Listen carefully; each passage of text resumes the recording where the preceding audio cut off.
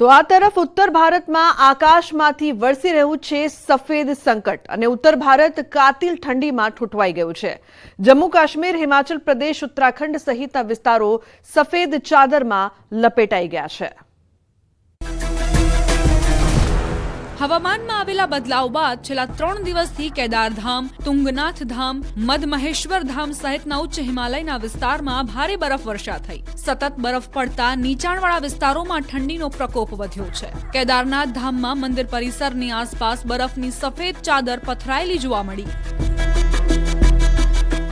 ઉત્તરાખંડના પિથોરાગઢના પહાડી વિસ્તારો પણ હિમવર્ષાથી પ્રભાવિત થયા। સ્થિતિ એ છે કે ચીન અને નેપાળ સરહદને અડીને આવેલા આ વિસ્તારો સંપૂર્ણપણે બરફની સફેદ ચાદરથી ઢંકાઈ ગયા છે। ભારે હિમવર્ષાના કારણે સ્થાનિક લોકોને ભારે મુશ્કેલી પડી રહી છે, પરંતુ વ્યાસ ઘાટીમાં નેપાળ બોર્ડર પર સૈનિકો 2 ફૂટ બરફમાં પણ સરહદોની સુરક્ષા કરવામાં વ્યસ્ત છે।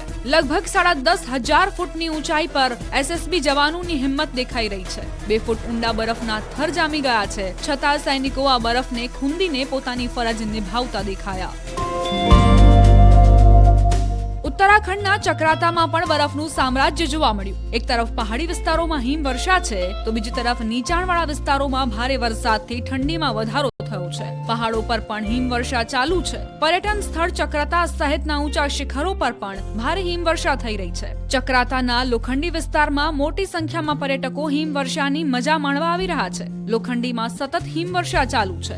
આકાશમાંથી પડતો આ સફેદ બરફ આ સ્થળની પ્રાકૃતિક સુંદરતામાં વધારો કરી રહ્યો છે। નવા વર્ષની ઉજવણી કરવા માટે દેશના ખૂણે ખૂણેથી લોકો મોટી સંખ્યામાં ચક્રાતા પહોંચી રહ્યા છે। જો કે વધુ પડતી હિમવર્ષાના કારણે લોકોને કેટલીક મુશ્કેલીઓનો પણ સામનો કરવો પડી રહ્યો છે। અહીં તાપમાન -ડિગ્રી સુધી પહોંચી ગયું છે। ઠંડીથી લોકો થરથરી રહ્યા છે। કેટલીક જગ્યાએ ટ્રાફિક જામની સ્થિતિ પણ જોવા મળી રહી છે।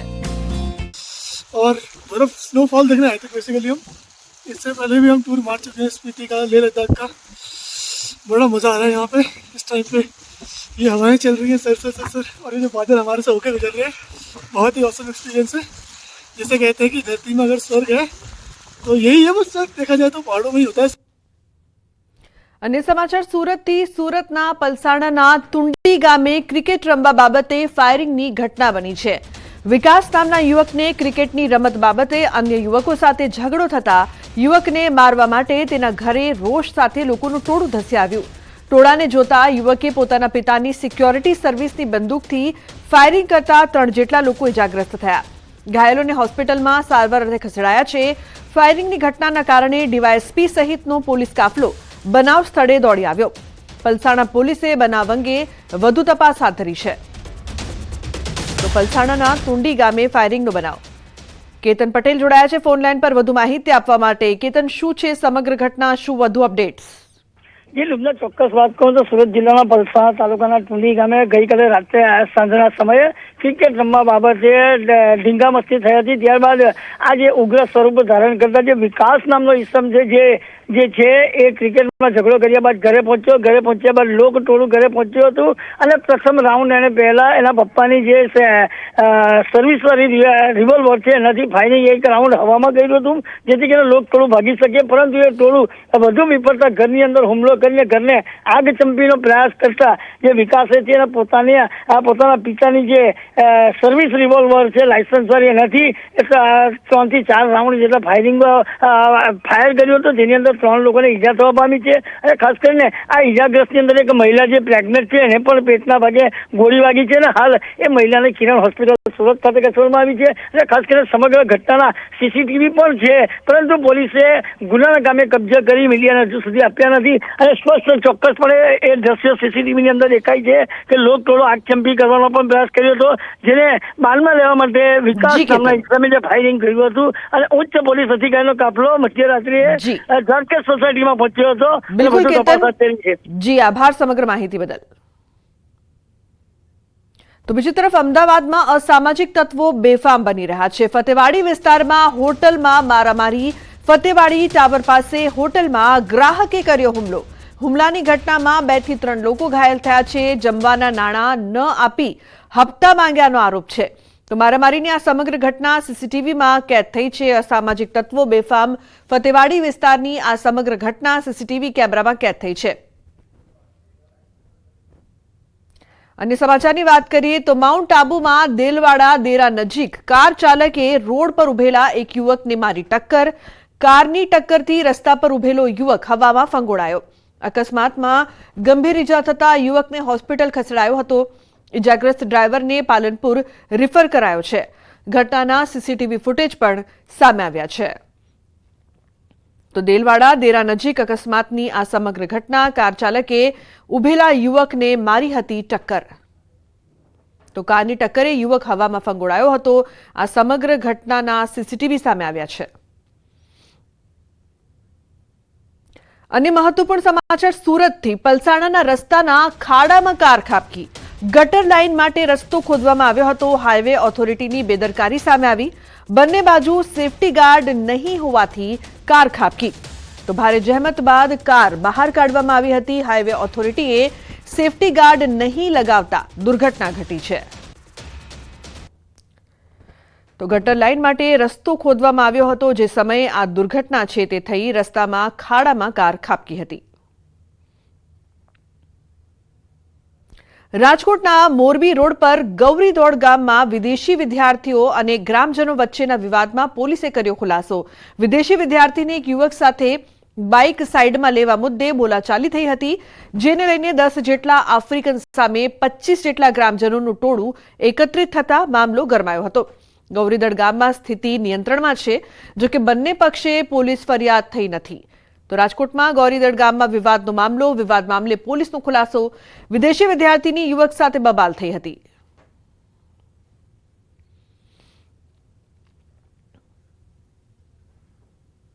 અન્ય સમાચાર બનાસકાંઠાથી. કાંકરેજના આકોલીમાં આગ લાગવાની ઘટના. જીનિંગ મિલમાં આગ લાગતા અફરાતફરી મચી. કપાસ અને બિયારણ આગની ઝપેટમાં. કોઈ જાનહાનિના સમાચાર નહીં, પરંતુ બિયારણનો જથ્થાને મોટા પાયે નુકસાન થયું છે. ફાયર ફાઇટરે આગ પર કાબુ મેળવ્યો છે.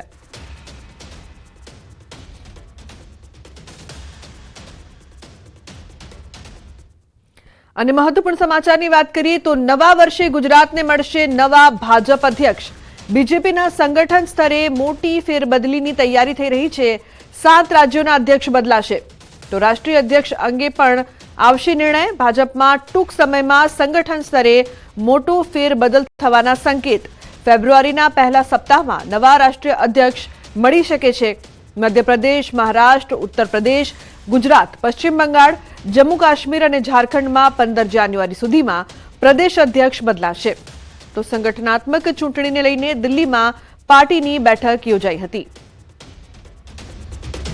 સંવાદદાતા ગૌતમ જોડાયા છે ફોન લાઈન પર વધુ માહિતી આપવા માટે. ગૌતમ, 7 રાજ્યોના અધ્યક્ષ બદલાશે, સાથે સાથે ગુજરાતના પણ શું અપડેટ? ચોક્કસથી ભારતીય જનતા પાર્ટીનું સદસ્યતા અભિયાન જે છે તે ચાલી રહ્યું છે. એટલે કે આ સદસ્યતા અભિયાન અંતર્ગત અત્યારે ત્રીજો પડાવ ચાલી રહ્યો છે, જેમાં મંડળ પ્રમુખોની નિયુક્તિ પૂર્ણ થઈ ચૂકી છે. હવે જિલ્લા આ પ્રમુખોની નિયુક્તિ જે છે તે 10 જાન્યુઆરી સુધી પૂર્ણ થઈ શકાય તે પ્રકારનું મંથન કરવામાં આવ્યું છે. એટલે કે 10 જાન્યુઆરી બાદ પ્રદેશ પ્રમુખ મુદ્દે મોવડી મંડળ જે છે તે નિર્ણય લેશે. એટલે કે કેન્દ્રીય નેતૃત્વ જે છે, રાષ્ટ્રીય નેતૃત્વ જે છે ભારતીય જનતા પાર્ટીનું, તે પ્રદેશ પ્રમુખો અંતર્ગત વિચારણા કરશે. સેન્સ પ્રક્રિયા જે છે તે હાથ ધરશે. નિરીક્ષકો જે છે તે પણ ગ્રાઉન્ડમાં જશે અને ત્યારબાદ પ્રદેશ પ્રમુખ કોણ તે મુદ્દે મંથન કરવામાં આવશે. ત્યારબાદ પ્રદેશ પ્રમુખ મળી શકે છે. મહત્વનું સાથે એ છે કે 7 જેટલા રાજ્યો જે છે, ઉત્તર પ્રદેશ હોય, પશ્ચિમ બંગાળ હોય, ગુજરાત હોય, મધ્યપ્રદેશ હોય, આ તમામ રાજ્યોની અંદર આ પ્રદેશ પ્રમુખની ટર્મ જે છે તે પૂર્ણ થઈ ચૂકી છે. એટલે કે નવા પ્રદેશ પ્રમુખ જે છે તેની નિયુક્તિનો દોર જે છે તે હાથ ધરવામાં આવે તે પ્રકારની બાબતો સામે આવી રહી છે અને તે જાન્યુઆરી મહિનામાં પૂર્ણ થઈ જાય તે પ્રકારના એંધાણ વર્તાઈ રહ્યા છે. બિલકુલ ગૌતમ, આભાર સમગ્ર માહિતી બદલ. તો નવા વર્ષે ગુજરાતને મળશે નવા ભાજપ અધ્યક્ષ. કેન્દ્રીય ગૃહમંત્રી અમિત શાહ ગુજરાત મુલાકાતે. વલસાડમાં વાર્ષિક ઉત્સવમાં હાજરી આપશે. ધરમપુરમાં શ્રીમદ રાજચંદ્ર મિશનના ઉત્સવમાં હાજરી આપશે.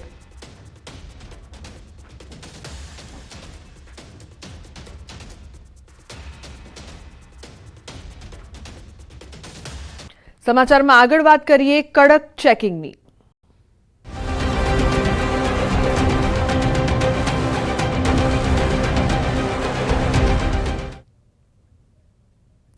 તો તો 31 પહેલા અમદાવાદ પોલીસ એલર્ટ મોડમાં છે. અમદાવાદ પોલીસ દ્વારા શહેરમાં કોમ્બિંગ હાથ ધરવામાં આવ્યું છે.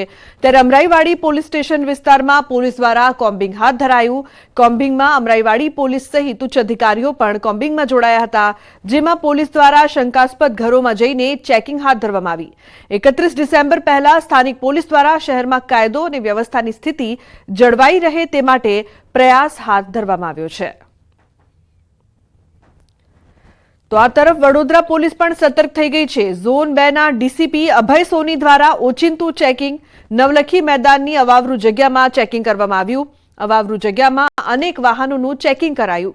તો રાવપુરા પોલીસનું નવલખી મેદાનમાં સતત પેટ્રોલિંગ થઈ રહ્યું છે.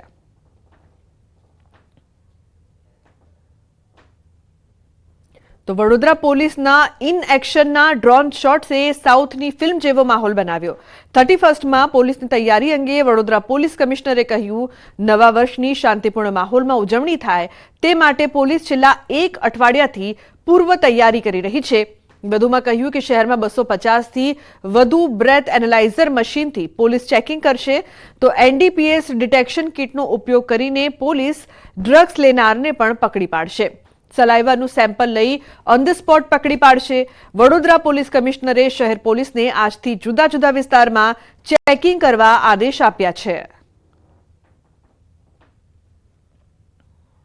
तो अपना मोबिलिटी, अपना communication equipments, law and order maintenance and enforcement माटेના સાધનો સાથે સાથે બ્રેથ એનાલાઇઝર અને ડ્રગ એનાલાઇઝ કિટ સાથે શહેર પોલીસ સુસજ્જિત થઈને 31 ડિસેમ્બરના જે કાર્યક્રમ છે અને એક સુરક્ષિત માહોલમાં સંપન્ન કરવા માટે સુસજ્જિત બનીને ઉતરી છે.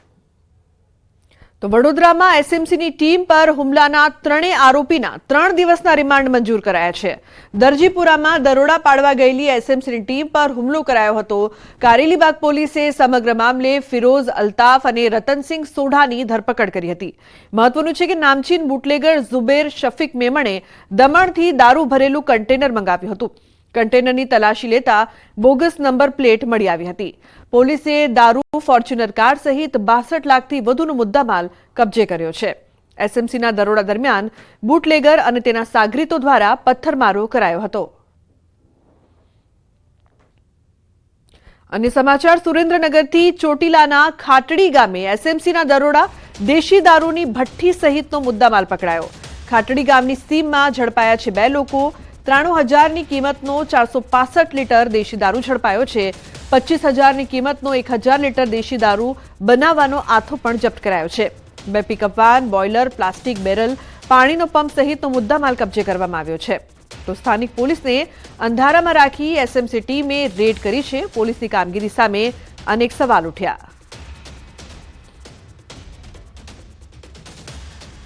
તો બીજી તરફ નવસારી પોલીસે પણ એલર્ટ મોડ પર છે. જિલ્લામાં વિવિધ જગ્યાએ પોલીસ ચેકપોઇન્ટ બનાવવામાં આવ્યા છે. જિલ્લા પોલીસ દ્વારા વિવિધ જગ્યાએ બ્રેથ એનાલાઇઝર સાથે વાહન ચાલકોનું ચેકિંગ હાથ ધરાયું છે. જિલ્લા પોલીસ 1 જાન્યુઆરી સુધી આ પ્રકારે જિલ્લાના વિવિધ સ્થળોએ કડક ચેકિંગ હાથ ધરશે.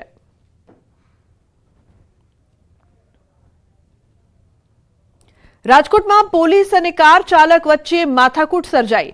પોલીસ અને વાહન ચાલક વચ્ચે બોલાચાલી થઈ. 31 ડિસેમ્બર દરમિયાન રાજકોટ પોલીસ દ્વારા યોજાયેલ વાહન ચેકિંગ ડ્રાઈવ દરમિયાન વાહન ચાલક વિફર્યા અને પોલીસનો ઉધડો લઈને કહ્યું કે તમને વાહન ચાલકોને રોકવાનો અધિકાર કોણે આપ્યો?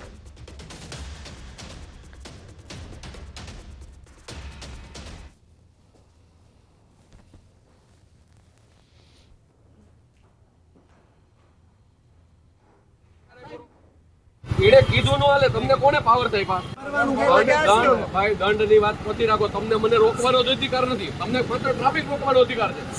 હવે શું કામ વાત કરો તમે? ટ્રાફિકમાં મને રોકવાનો તમને અધિકાર નથી. મારે કોઈને કહેવાની જરૂર નથી ભાઈ. મને જરૂર મારે કોઈ કહેવાની જરૂર ભાઈ નથી. ભરો મારા દર બોલો, ગાડી લઈ જાવી તમારે એમ કરો દે કેવા કાગળ કરો. હું જો અન્ય સમાચાર મહેસાણાથી ડ્રાઈવર એમ્બ્યુલન્સ લઈને ભાગતા દોડધામ મચી ગઈ. નોકરીમાંથી બરતરફ કરાયેલ ડ્રાઈવરની કરતૂત સામે આવી. કડી પાલિકાના ફાયર સ્ટેશનમાંથી ડ્રાઈવર થયો ફરાર. એમ્બ્યુલન્સ પલટી જતા તસ્કર ડ્રાઈવર ફરાર. કડી જોટાણા રોડ પર એમ્બ્યુલન્સ પલટી. કડી પાલિકાની ફરિયાદ નોંધાવા તજવીજ હાથ ધરવામાં આવી છે. તો જૂનાગઢના વિસાવદર વિધાનસભાનો મુદ્દો એકવાર ફરી ઉછળ્યો છે. વિસાવદરના પૂર્વ એમએલએ ભૂપત ભાયાણી દ્વારા અપાઈ છે પ્રતિક્રિયા. હર્ષદ રીબડિયા પર કર્યા છે શાબ્દિક પ્રહાર. રીબડિયાની નીતિ હિન્દી ચીની ભાઈ ભાઈ જેવી છે. વિસાવદર મતવિસ્તારના લોકો માટે સત્વરે ચૂંટણી થાય તે જરૂરી છે. વિસાવદર વિધાનસભા બેઠકની ચૂંટણી થાય તે જરૂરી. હાઈકોર્ટમાંથી પેન્ડિંગ અરજી પરત ખેંચાય તે જરૂરી.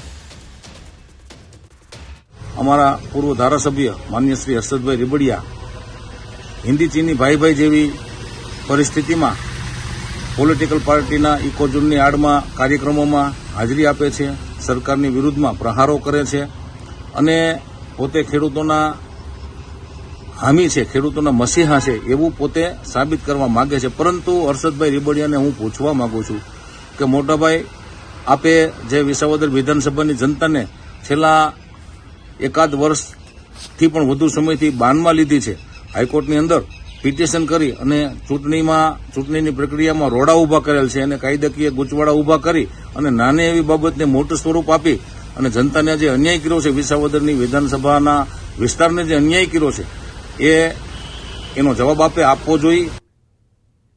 તો બુલેટિનમાં હાલ રોકાઈશું એક બ્રેક માટે. આપ જોતા રહો ન્યૂઝ 18 ગુજરાતી.